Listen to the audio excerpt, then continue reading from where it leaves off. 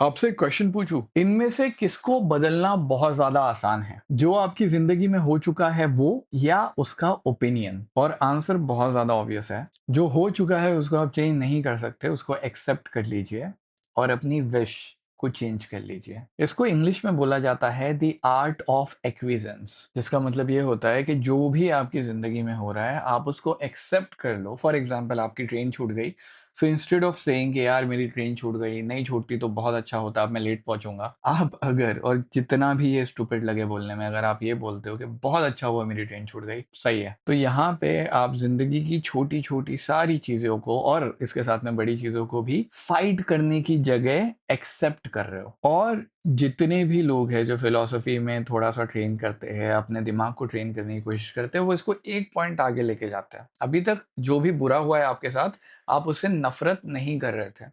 ये लोग बोलते हैं कि आप उसको अप्रिशिएट करो, उससे खुश रहो कि अच्छा हुआ कि मेरे साथ बुरी चीज हुई।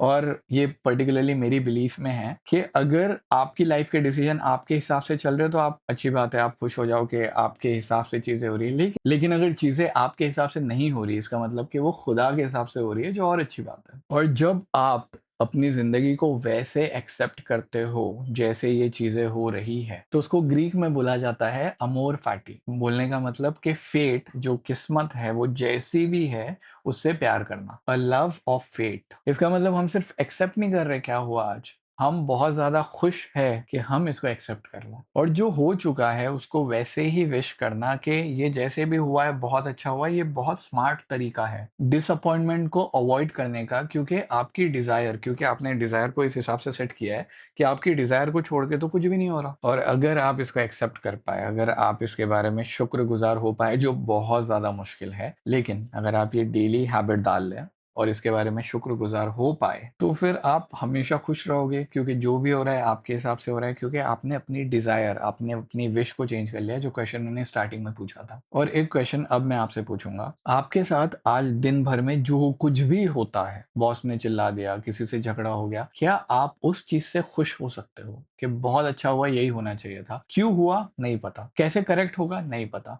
लेकिन अगर खुदा यही चाहता था और यही हुआ है तो मैं इससे खुश हूं? और अगर आप ये बोल पाए और ये कर पाए तो हो सकता है लाइफ बदल जाएगी। So I really hope this helps you. और अगर आपको ये वीडियोस एल्गोरिदम किसी वजह से नहीं बताता है यूट्यूब पे, तो यहाँ पे चैनल का लिंक है, इसको खाली स्कैन कर लो, आपको व्हाट्सएप चैनल में जाएगा जहाँ पे सारे अनाउंसमेंट, जितनी भी इंपॉर्टेंट चीजें आती है, सब आ जाएगी। तो आप तक लिंक्स में डायरेक्टली खुद ही पहुंचा दूंगा पेस्ट करके। इसके साथ में अगर प्रेजेंट अभी तक मार्क नहीं किया है तो कर दो, क्योंकि ये आपकी डेली की हैबिट बनाएगा। और अगर मेरा एक्सप्लेनेशन अच्छा लगा तो ऐसी और 4 किताबें मैंने पूरी डिटेल में हिंदी में एक्सप्लेन की है, देखो, आपका लिटरली बहुत ज्यादा फायदा होगा। See you in the class and see you in the real world. Bye.